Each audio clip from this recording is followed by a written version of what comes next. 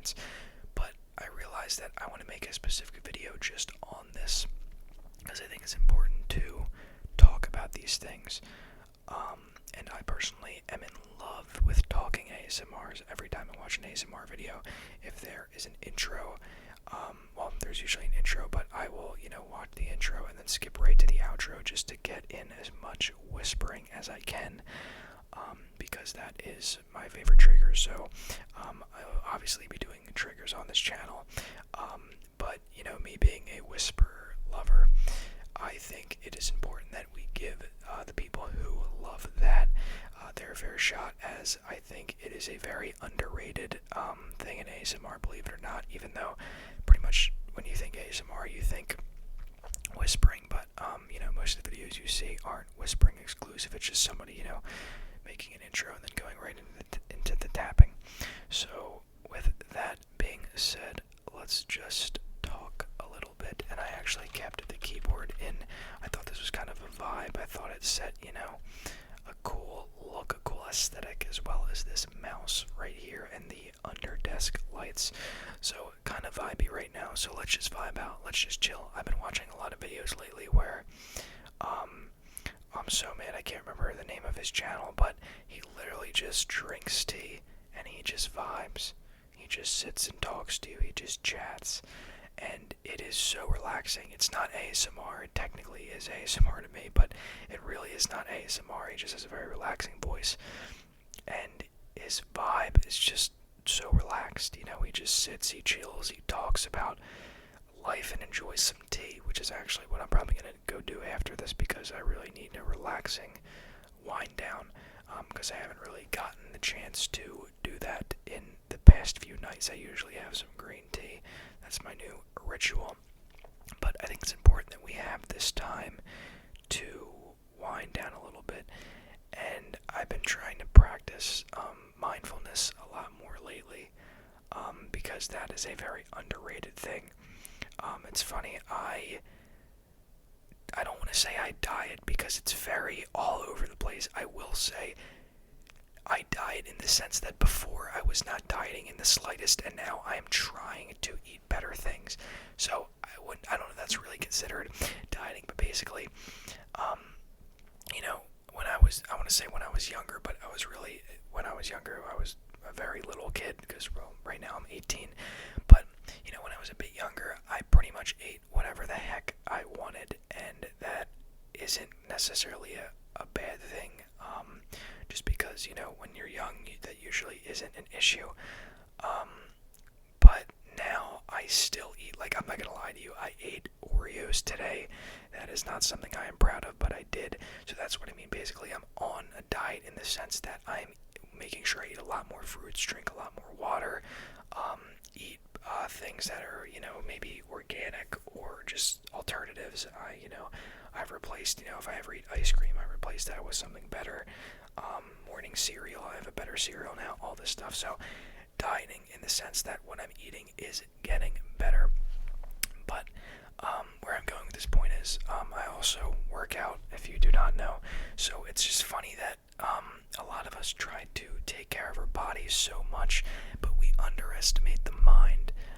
It absolutely blows my mind, ironically, that we underestimate the mind, because we always hear this, and I hear this when I go to the gym a lot, and my friend is pushing me on these reps, mind over matter, and I've been thinking about that a lot lately, and it is so true. It is a lot of what we can achieve is due to our mind, if not all of it. Obviously, there's a limit to things that you can do, but seriously, do not underestimate the mind, because again, my point with that is we try, or maybe not everybody, but even if you're just dieting, you're just working out, or you're trying to lose weight, or this or that, or you walk, or you run, or you do cardio, or you do some type of anaerobic or aerobic exercise, if you swim, whatever it is, you may be doing that for the fun of it, and that's great, but you could also be doing it to, actually improve your body. But we also have to improve our minds, and I always forget how important it is, because your mind is everything. Your mind is your consciousness. Your mind is who you are. Your mind is your belief system as to who you are. affects our daily lives. Our thoughts affect our daily lives. It's our, like I said, beliefs and all this stuff, and we have, tens of thousands of thoughts per day. So it's very important that we are able to kind of take control of our mind, and I'm realizing that more and more lately. So what I now do, when I have the time, I do it in the mornings as well before I go to school.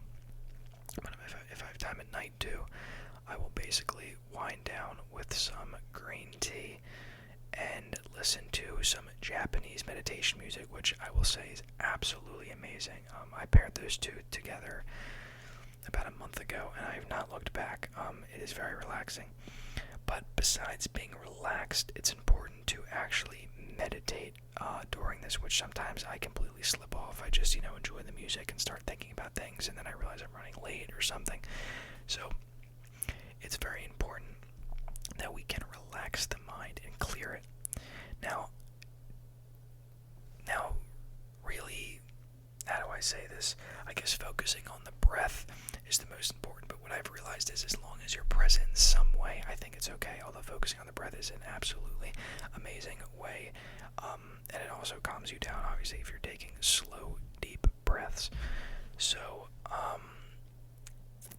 basically just finding your presence. Now, there's a lot of benefits to meditating, one of them being that you may have better control of your mind overall. You might notice in situations that you would be frantic in or something, you can calm down a little easier. You may notice that you are able to have more of a self-awareness, just noticing that you are actually thinking certain things. Sometimes you may notice that you're more present often, which is absolutely amazing. That is something that I have to work on more. I mean, our minds are flying 24/7. I mean, I'm pretty much thinking of things while I'm talking right now, making this video. It's crazy how much of our life, of these things, we can do on autopilot. If you have ever heard of Exerbia, one of my favorite videos by him is called You Probably Don't Exist, and it's talking about how things aren't you. Breathing is not you. Blinking is not you, because you are doing it automatically. Then he says, well, music taste, all these other things, well, it's not really you, because it's really your mind deciding what it likes. It's not really your choice, because obviously, you could choose to like every song, every food you eat. That would be, you would just like everything. He even goes as far as to say things like driving, which is crazy. You would think driving, you'd have to be 100% present, really, because you have to know what's going on. But I notice all the time that I am thinking while I'm driving, and it could be because I'm going to the same place every day. But after you drive long enough, you are able to really focus on the road while also simultaneously thinking of something that is a possibility, and that is something I do. If you have been driving for a while, maybe you know what I'm talking about. I don't think too many people are like fully present. There's usually stuff going on in your mind, but it's just crazy to think that you can be thinking during that. So I just love that video because he's basically summing up that all these things are not you, but there is a little part of you that's you, and it's just cool to exist, and all this stuff, like all the points I would want a video like that to hit, where it hits you with an existential crisis. So it hits all those amazing points, but it just goes to show that it is important to actually be present, because this is the real moment we are in. Maybe it's not amazing, because I know, at least for me, I want to travel, and I think, I'll just work my way to that goal, and I'll only be in the present then, and I'll only be happy then. But you have to be a little bit happy now, I mean, if you keep striving for something, you'll get it, and you'll strive for more. So, and that is a good thing, but I'm just saying, we have to also appreciate the present now. Just look around, don't think, really. Just be in the present moment, be immersed in that present moment. And this is a lot easier to do, of course, when, if you are traveling, if you're by an ocean or something. I would much rather be present there than be present in my room, but either way, it's important because we have this moment, and thinking a lot of the time may get us nowhere because we're thinking about whatever the heck. Another concept that I heard lately, a TikTok, and every once in a while I'll get these TikToks that are absolute gold, and it'll just be a really emotional type song that I usually add to a playlist when I'm in the feels of it. And it'll just have text, somebody standing there looking at a sunset, and that always hits me. I love those kind of TikToks. I'm not like emotional or anything. I'm not crying at all right now. But no, seriously, I'm not an emotional person, but I mean, obviously things correlate with you sometimes. So I do, it does make me drop my phone for a second and think. But this one was basically saying, romanticize the heck out of your life. And he goes on to say, and this was actually one of the things I've been trying to do when I do this morning and nighttime ritual of, drinking tea, relaxing. One of the examples was drink, every drink or every cup of tea, maybe it was actually a cup of tea, like it's the greatest drink in the world, And I've been doing that, and like, aside from, breathing and being in the present moment, just appreciating, like, actually the drink. Like, I'm trying to get in the present moment by actually, like, tasting the drink and being like, wow, this is good. So by romanticizing your life, just, like, not pretend, but, like, you have to, like, act as if, you know what I mean? Like, it's kind of hard to explain because I guess it is kind of pretending, but romanticize your life in the sense that, when you have a drink, just feel that, wow, this drink is amazing. And maybe it really is, because we probably go out and get, our favorite drink, like our favorite coffee or something, and we don't even appreciate it anymore. We just get it, we mindlessly drink it and go to work or go to school or this and that. So it's important that we actually stop and appreciate that. And that can also put us in the present moment by just, actually appreciating that and romanticizing everything we do. Make your life out to be like it is this exciting thing. I'm kind of just actually going where my mind takes me here, so this is where my mind is my friend, not my enemy, because I'm not being too in the present.